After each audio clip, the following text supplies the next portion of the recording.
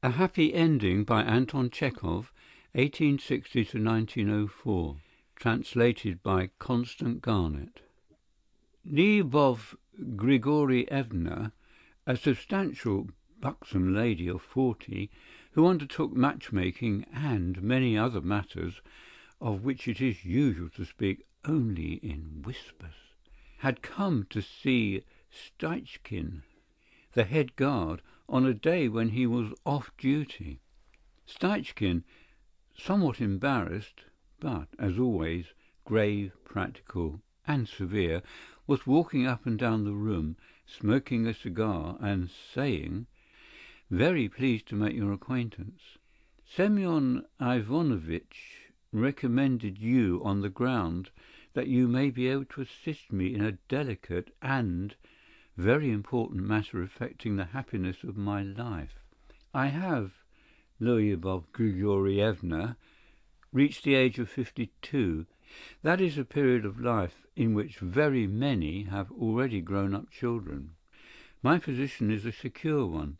Though my fortune is not large, yet I am in a position to support a beloved being and children at my side. I may tell you between ourselves that apart from my salary, I have also money in the bank, which my manner of living has enabled me to save. I am a practical and sober man. I lead a sensible and consistent life, so that I may hold myself up as an example to many. But one thing I lack, a domestic hearth of my own and a partner in life, and I live like a wandering Magyar, moving from place to place without any satisfaction. I have no one with whom to take counsel, and when I am ill no one to give me water, and so on. Apart from that, Lyubov Grigorievna, a married man has always more weight in society than a bachelor. I am a man of the educated class, with money, but if you look at me from a point of view, what am I? A man with no kith and kin, no better than some Polish priest. And therefore I should be very desirous to be united in the bonds of hymen, that is, to enter into matrimony with some worthy person." "An excellent thing," said the matchmaker with a sigh. "I am a solitary man, and in this town I know no one. Where can I go, and to whom can I apply, since all the people here are strangers to me? That is why Semyon Ivanovitch advised me to address myself to a person who is a specialist in this line, and makes the arrangement of the happiness of others her profession. And therefore I most earnestly beg you, Lyubov Grigorievna, to assist me in ordering my future. You know all the marriageable young ladies in the town, and it is easy for you to accommodate me. I can. A glass of wine, I beg you?" With a habitual gesture the matchmaker raised her glass to her mouth and tossed it off without winking. "I can," she repeated. "And what sort of bride would you like, Nikolai Nikolaitch?" "Should I like? The bride fate sends me." "Well, of course, it depends on your fate, but everyone has his own taste, you know. One likes dark ladies, the other prefers fair ones." "You see, Lyubov Grigorievna," said Steichkin, sighing sedately, "I am a practical man and a man of character. For me beauty and external appearance generally take a secondary place, for, as you know yourself, beauty is neither bowl nor platter, and a pretty wife involves a great deal of anxiety. The way I look at it is, what matters most in a woman is not what is external, but what lies within, that is, that she should have soul and all the qualities. A glass of wine, I beg? Of course it would be very agreeable that one's wife should be rather plump, but for mutual happiness it is not of great consequence. What matters is the mind. Properly speaking, a woman does not need mind either, for if she has brains she will have too high an opinion of herself, and take all sorts of ideas into her head. One cannot do without education nowadays, of course, but education is of different kinds. It would be pleasing for one's wife to know French and German, to speak various languages, very pleasing, but what's the use of that if she can't sew on one's buttons, perhaps? I am a man of the educated class. I am just as much at home, I may say, with Prince Kanitelen as I am with you here now. But my habits are simple, and I want a girl who is not too much a fine lady. Above all, she must have respect for me and feel that I have made her happiness. To be sure. Well, now, as regards the essential, I do not want a wealthy bride. I would never condescend to anything so low as to marry for money. I desire not to be kept by my wife, but to keep her, and that she may be sensible of it. But I do not want a poor girl either. Though I am a man of means, and am marrying not from mercenary motives, but from love, yet I cannot take a poor girl, for, as you know yourself, prices have gone up so, and there will be children. One might find one with a dowry, said the matchmaker. A glass of wine, I beg. There was a pause of 5 minutes. The matchmaker heaved a sigh, took a sidelong glance at the guard, and asked, "Well, now, my good sir, do you want anything in the bachelor line? I have some fine bargains.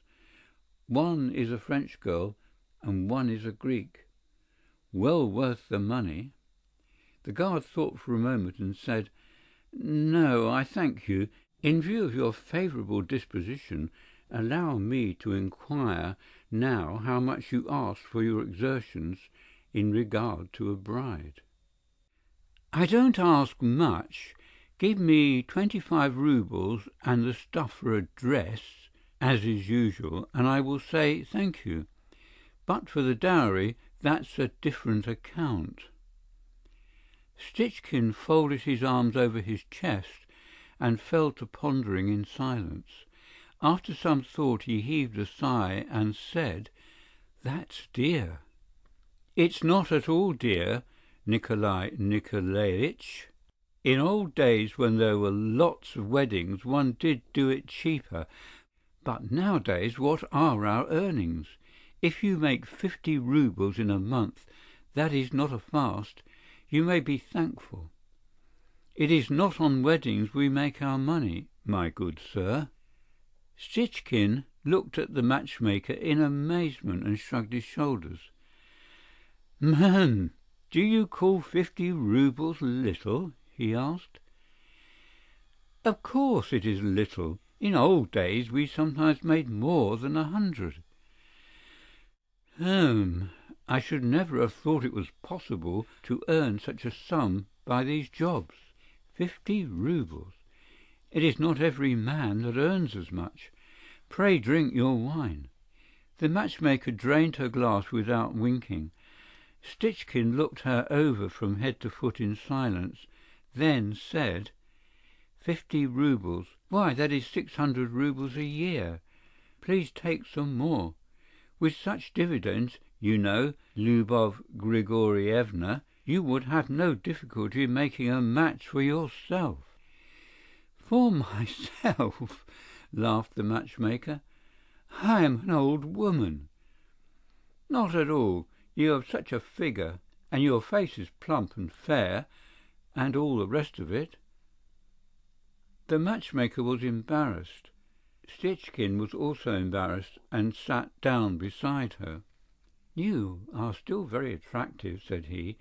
"If you met with a practical, steady, careful husband, with his salary and your earnings, you might even attract him very much, and you'd get on very well together." "Goodness knows what you are saying, Nikolai Nikolaevich." "Well, I meant no harm." A silence followed. Sitchkin began loudly blowing his nose, while the matchmaker turned crimson and, looking bashfully at him, asked, "And how much do you get, Nikolai Nikolaevich?" "I? 75 roubles besides tips. Apart from that, we make something out of candles and hares." "You go hunting, then?"